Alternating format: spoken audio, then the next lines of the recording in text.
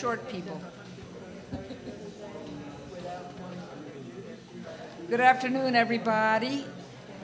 Here in person, all of you wonderful people, and to our persons who are on the video screen watching us, hello, hello, and welcome. I'm Irene Etkin-Goldman, the board chair for the Coalition for Peace Action, and delighted that you could join us today. This is it our 41st June gathering? We were founded in 81, and so do the math. And I just wanted to welcome everyone who is here, and I make a special mention, besides our wonderful honorees and our keynote speaker, that we have Veterans for Peace who are here today, who are on a peace walk to Washington, D.C., and they've graced us with their presence. If you're sitting, where are our veterans here? There they are. Thank you.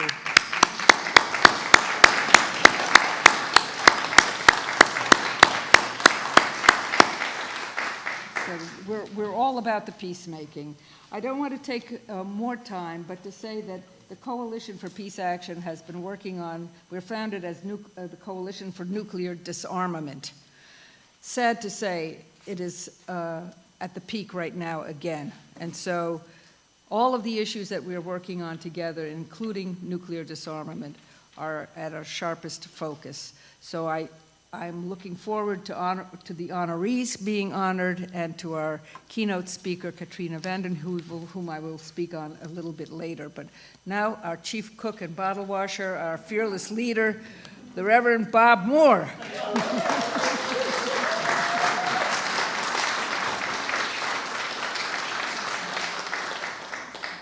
I'm really quite good at bottle washing, by the way. Well, thanks so much for joining us for this 41st annual membership gathering. We've had a lot happening since early June of a year ago, when we also had our gathering at this facility, and Dr. Trita Parsi was our keynote speaker, and we honored Representative Bonnie Watson Coleman. By the way, Representative Watson Coleman has been one of the strongest peace advocates in the U.S. Congress. And she just won, so she deserved the honor that we gave her very richly. And she just won her primary against an opponent who attacked her for having those positions. And the good news is, sisters and brothers, she won that race 87% to 13%. That's a landslide in politics. So being for peace is not necessarily a political liability. Hallelujah.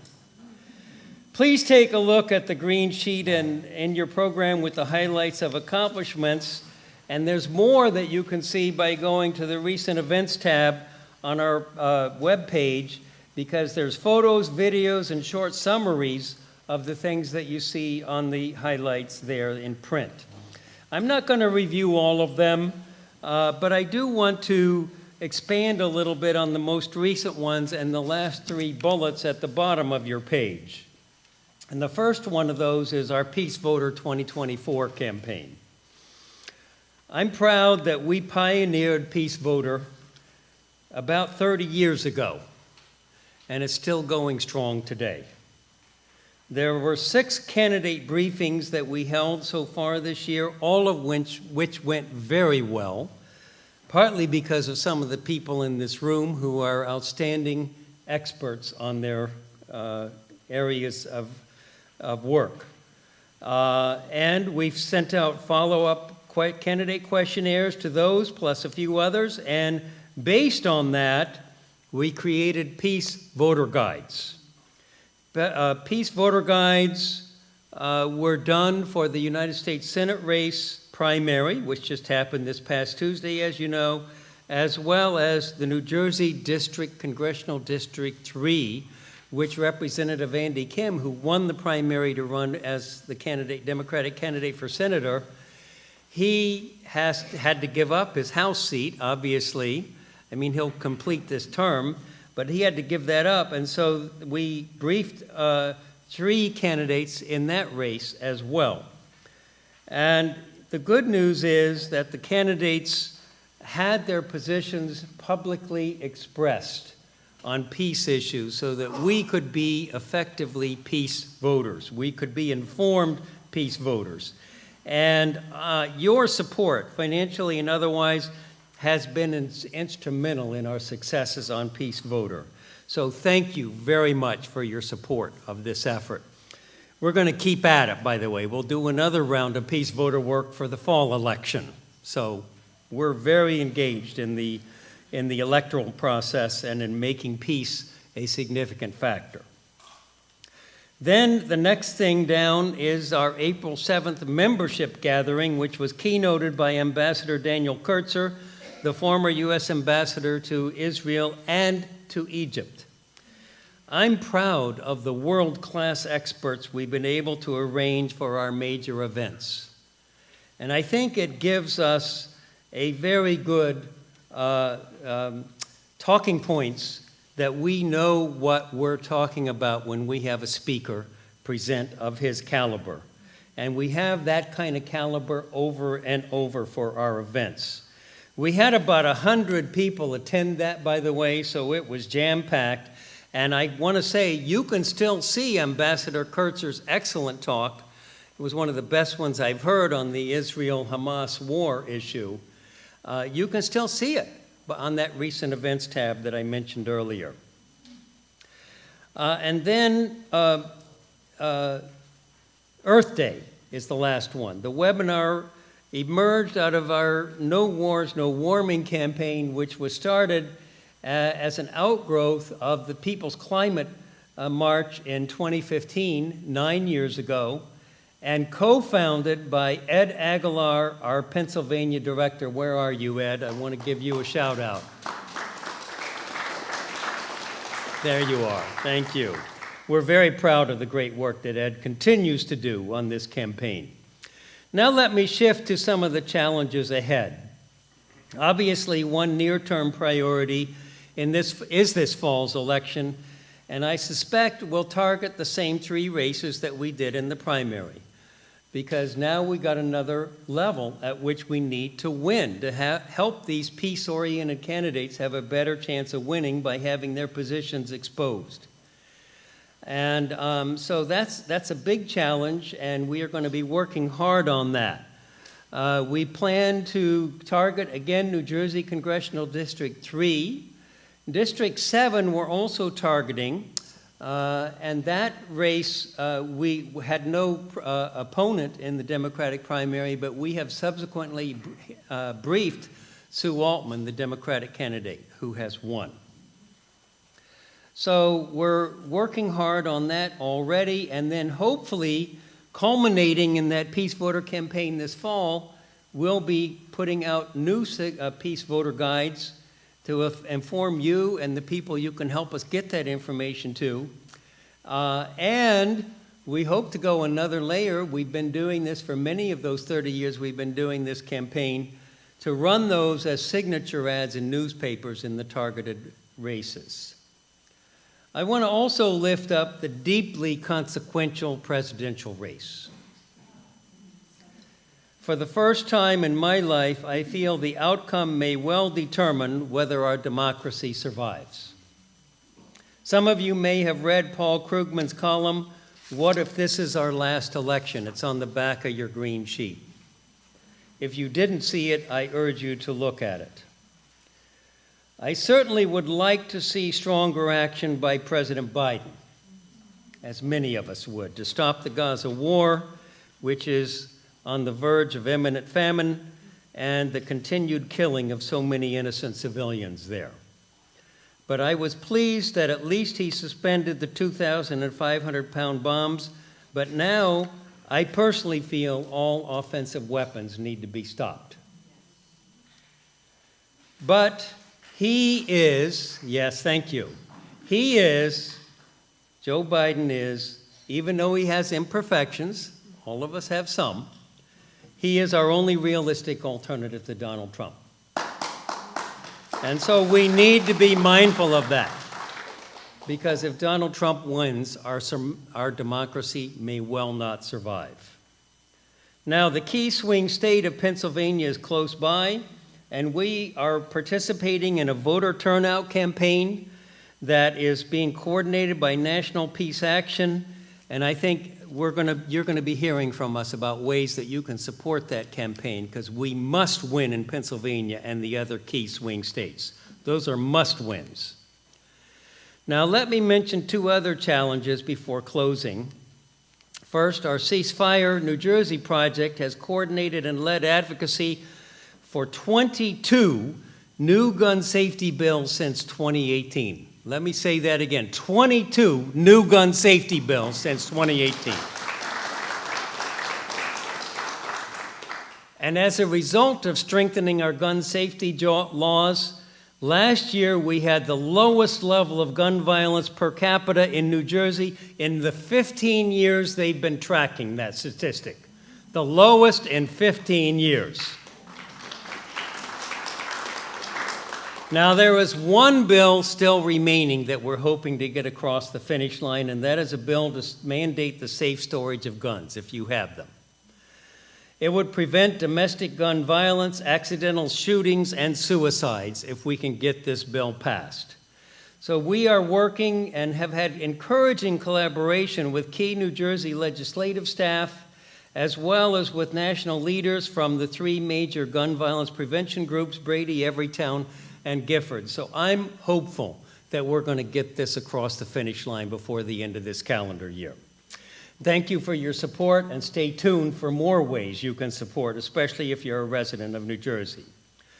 Finally, a much more daunting challenge is rebuilding the whole architecture of nuclear arms control agreements. Since 2001, all but one agreement, and there were over a dozen, there was a lot of agreements. All but one of those has been torpedoed. The only one left is New START, which is set to expire in February of 2026. Even that is hanging by a thread.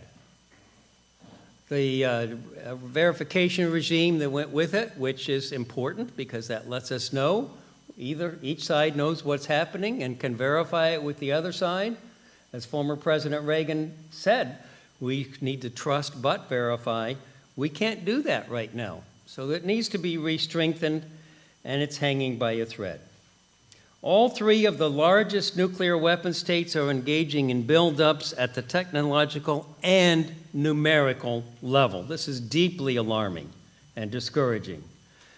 Just so we don't feel too hopeless, though, I want to let you know that one of the things we've been working on over the past year is urging our members of the House, 12 members of the House from here in New Jersey, to co-sponsor House Resolution 77. That is in support of the Treaty on the Prohibition of Nuclear Weapons. This was groundbreaking work to say that nuclear weapons can be banned internationally. And so it's created a new paradigm.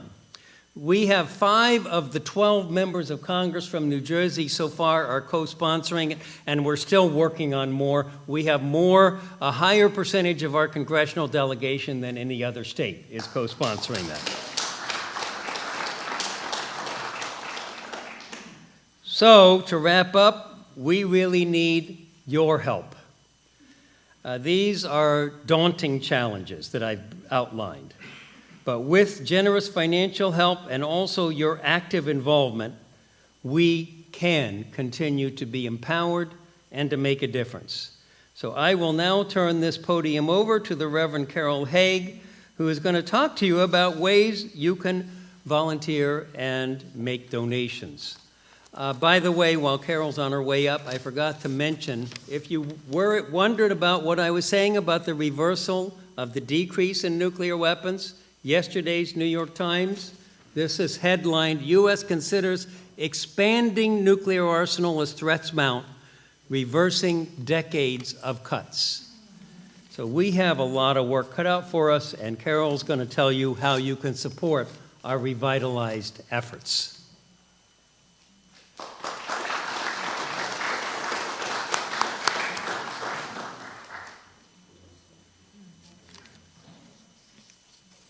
It's my pleasure to speak to all of you, and hello to those online who I can't see, but I assume you can see us. Right now, I am as fearful and discouraged as I've ever been. The wars in Gaza and Ukraine break my heart.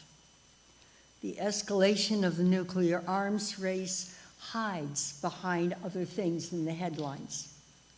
The threat of climate change grows daily, and the prospect of the coming election that could destroy our democracy is terrifying.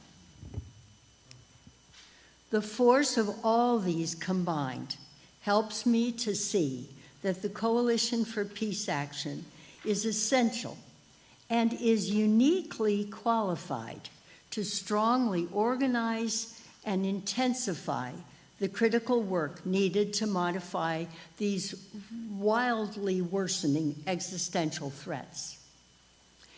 The coalition provides a ray of hope. Therefore, our financial support of the coalition now is more important than ever in support of critical fall initiatives. Please raise your hand if you already contribute to the coalition. Look at that, every hand in the room. The three amazing individuals who have the commitment and the means have offered to double our extra gifts, up to $3,500. So far, responses have come in for $1,000. So this afternoon, we are challenged to raise the remaining $2,500. Carl and I added an extra gift to our already contributing to the coalition after the membership renewal gathering in April, and we figured that would be sufficient, but it's not. So here is our check for an additional $100. I wonder if there are 24 other possible 100s in this room and online to make it to the 2,500 so that the coalition would receive the full 3,500. We can meet this challenge, and we can keep hope alive and well. So, in the packet on your chairs were extra envelopes. If you're not in the room, you can go to peacecoalition.org and push donate. And I invite you to take a few moments now to think about what the situation in the world means to you and what hope you know the coalition can bring to it. And thank you for every penny we can raise today.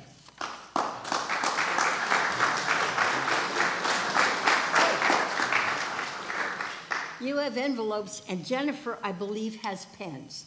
Jennifer, do you have pens? I don't have a pen. Scratch with your fingernail. I'll loan you mine. We need pens. I thought Jennifer would have them to pass out. Okay. You need your pen. You need it. Anybody else need a pen? We'll be through in a minute.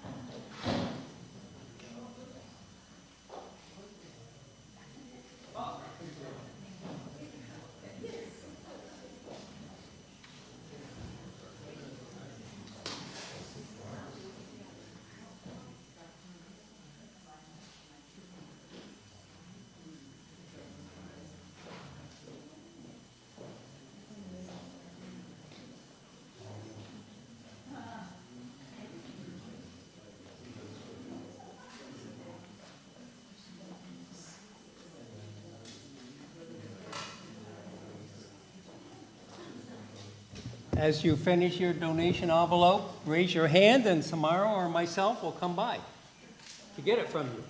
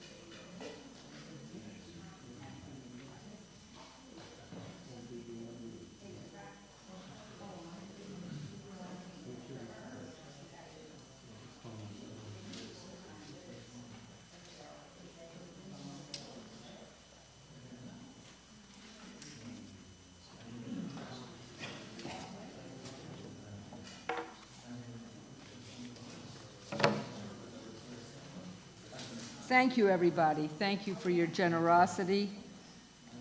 Keep those checks coming. Thank you. We have wonderful persons here today to be honored, and I'd like to invite Richard Moody to come up and present to you his honoree and introduce to you an outstanding person. Richard Moody. Shall I invite Ram to come up and stand with me? Okay, that would be nice. Ram? Ram, would you like to? Would you like to come and stand with me?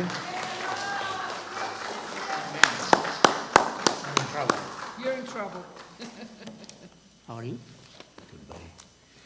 Well, I'm absolutely thrilled to have been invited to give this honorary award to my dear friend Ram, who I've known for probably at least 20 years. Ram is one of the nicest, kindest gentlemen you'll ever meet. He's always there helping everybody. He does wonderful work with the Coalition for Peace Action, whether it be setting up events like this, demos and vigils in Heinz Plaza in Princeton or in Palmer Square.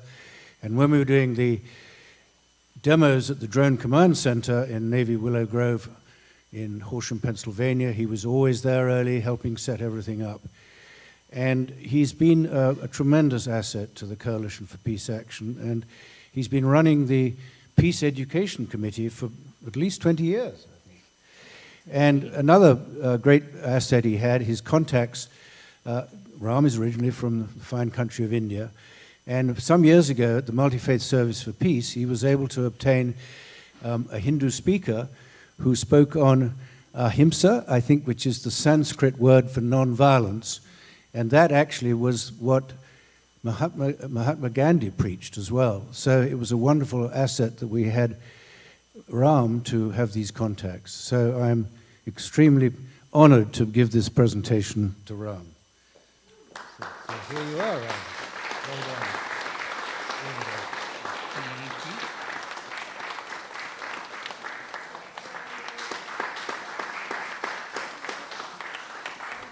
Sorry.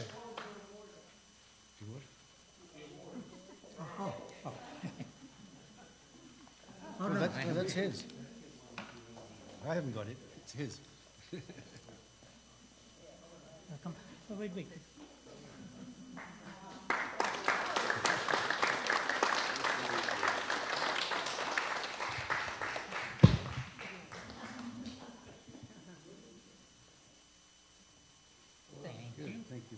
Congratulations.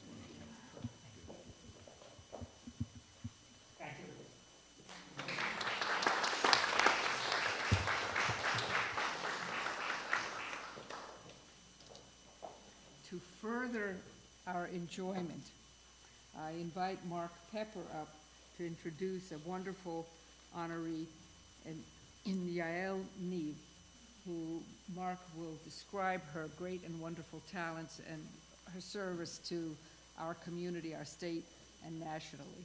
Mark Pepper, who is also the treasurer for the Coalition for Peace Action. So you'll be happy this afternoon. Thank you, Mark. All right.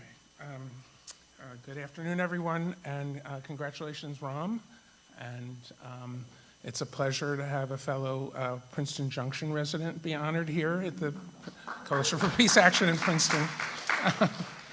Okay, so let me start. I'll start with 3 Yiddish words, kavel, kveling, mensch, and beschert, in no particular order. So before introducing Yael, I would be remiss to not also mention, let me start again. So those words are relevant, you'll see the relevance as I proceed. Okay. Before introducing Yael, I would be remiss to not also mention Andy Kim, who was already mentioned, given how he is so much part of why Yael is being honored today. Andy is also a good friend of the CFPA and a mensch in every sense of the word. In a campaign email Andy sent out just this morning, he shared the story, as he often does, he likes to share stories if you know him, about his first government job 20 years ago as an intern in DC. It's particularly relevant because as part of the story, he recalled a sentence that he learned from his boss back then. The sentence was, "You don't have good government if you don't have good people in the government." So clearly, Andy learned that lesson well, as did many others who were in this room. And that's the beschert part.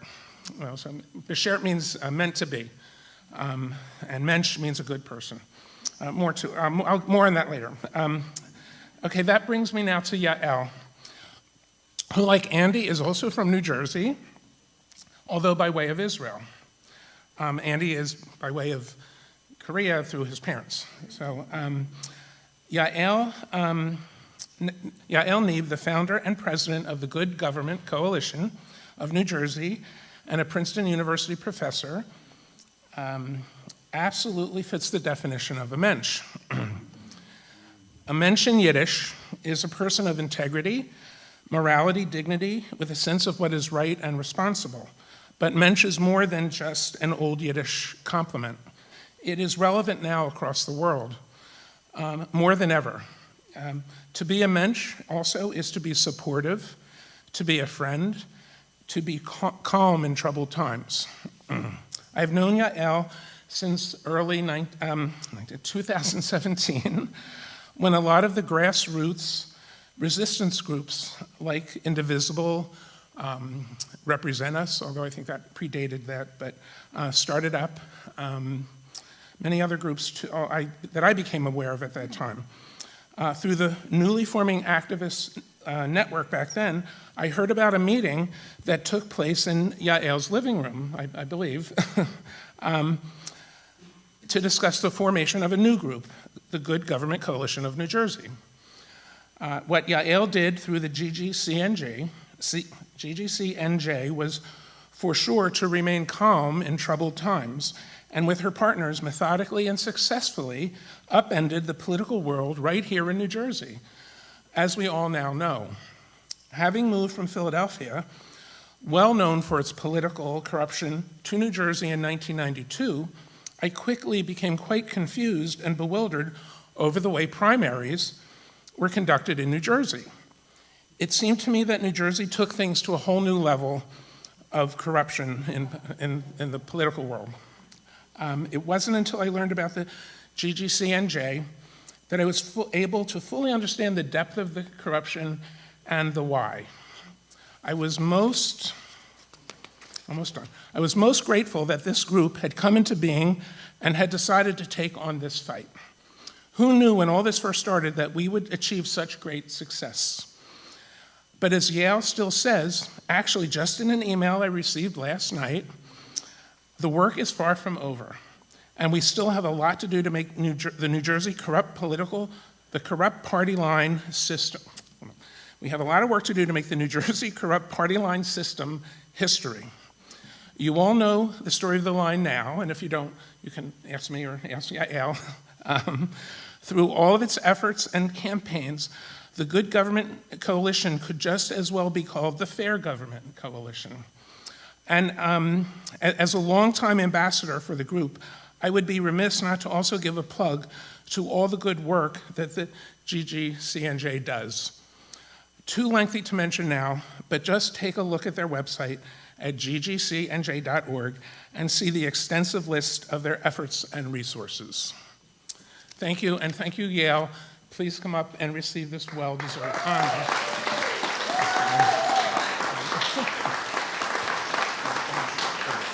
This one.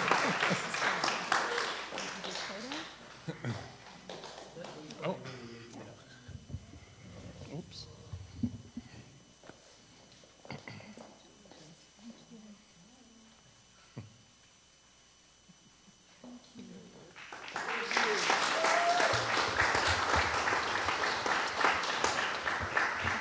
Say thank you so much.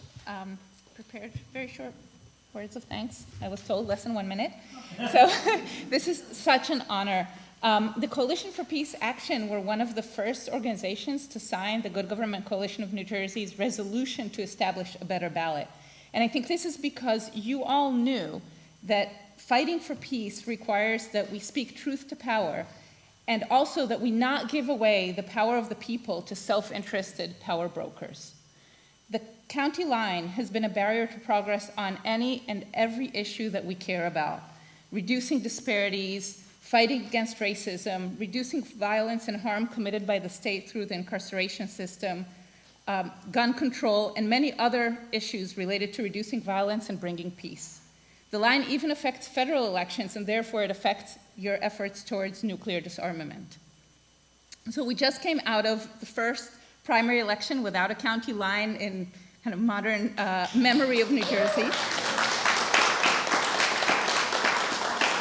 So now we can elect people who represent our interests for peace, dignity, and justice, and then we can hold them accountable. But as Mark said, and as I said in the email yesterday to our membership, there's still a long way to go. The current election didn't have a line only for the Democratic Party, and this was only due to an emergency injunction. So we need to make this change permanent. We need to make our ballots truly fair. And there are many other good government issues that we need to work on in New Jersey. For instance, the recent gutting of the Open Public Records Act that you might have heard about. So I hope you will continue to follow and support the work of GGCNJ so that we can make New Jersey a true and fair democracy and continue to fight for peace everywhere.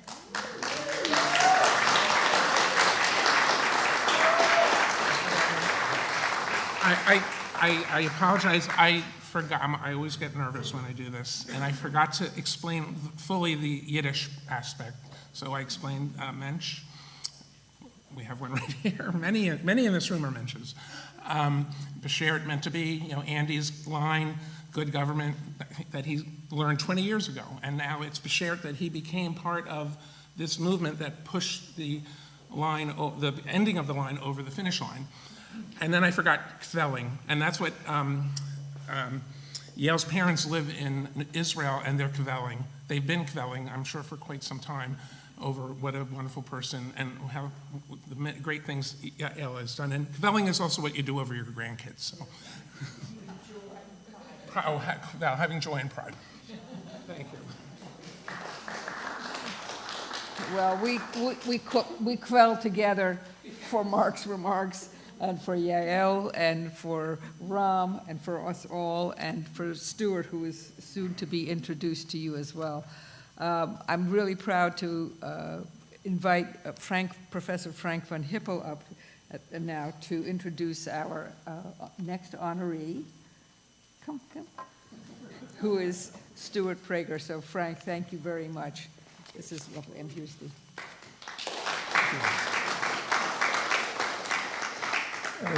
Stuart said, Frank, make it short. So I will. Stuart Prager has been a leading plasma physicist, and plasma, by the way, is what happens to matter at high temperatures. It becomes electrons and nuclei. And in 2009, he came to Princeton at the invitation of the university to lead the plasma physics laboratory, which is the largest fusion energy laboratory in the country. It's across Route 1. And he did a remarkable job there for 7 years. I met Stuart in the spring of 2018 after two non-Princeton colleagues and I published an article in the journal Physics Today, Journal of the American Physical Society.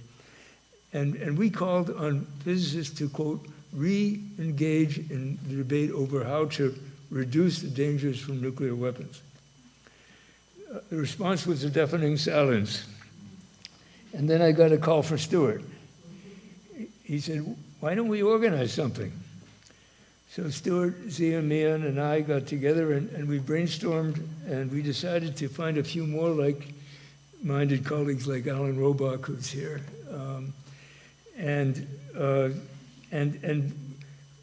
We would give talks at physics departments around the country to try to engage people again. And we called our proposed organization the Physicists Coalition for Nuclear Threat Reduction.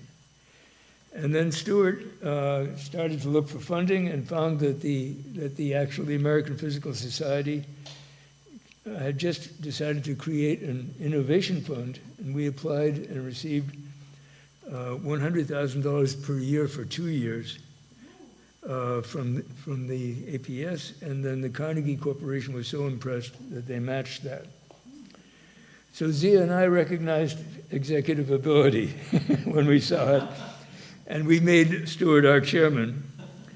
That became pretty much a full-time pro bono job for Stuart after he became an emeritus professor 2 years ago.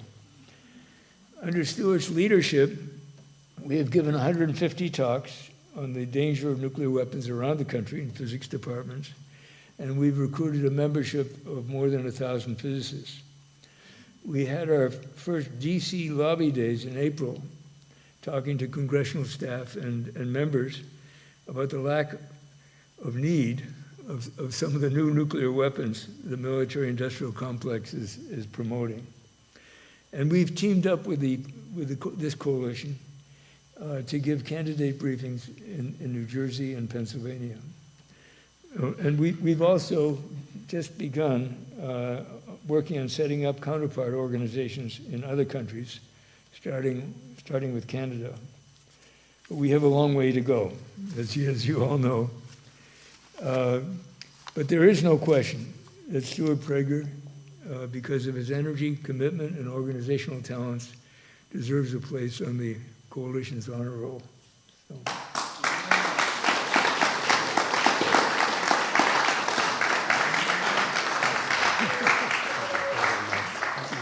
Yeah, thank you, Frank.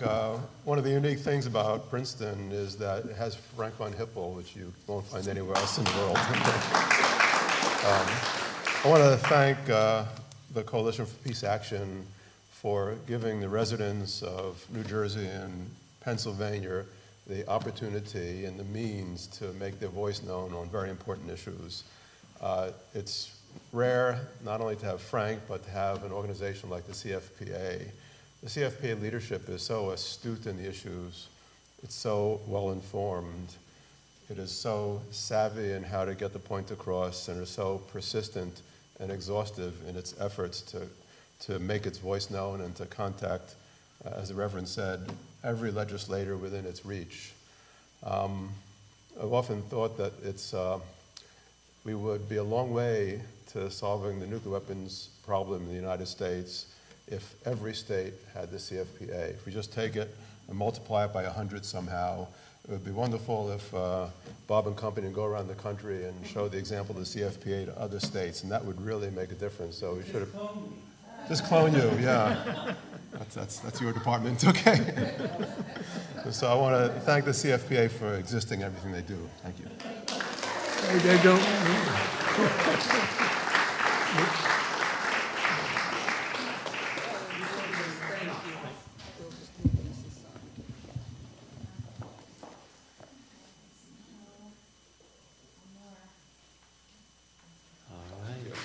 I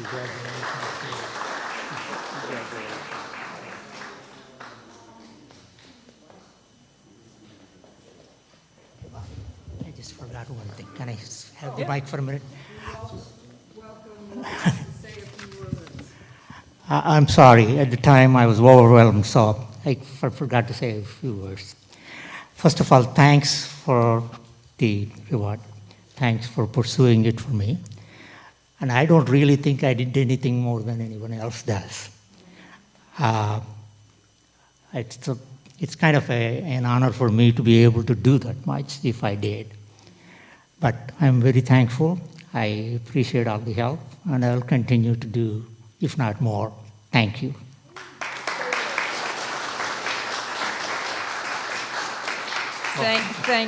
Thank you, Ram, for coming up to say a few words. You're invaluable to the organization. Thank you.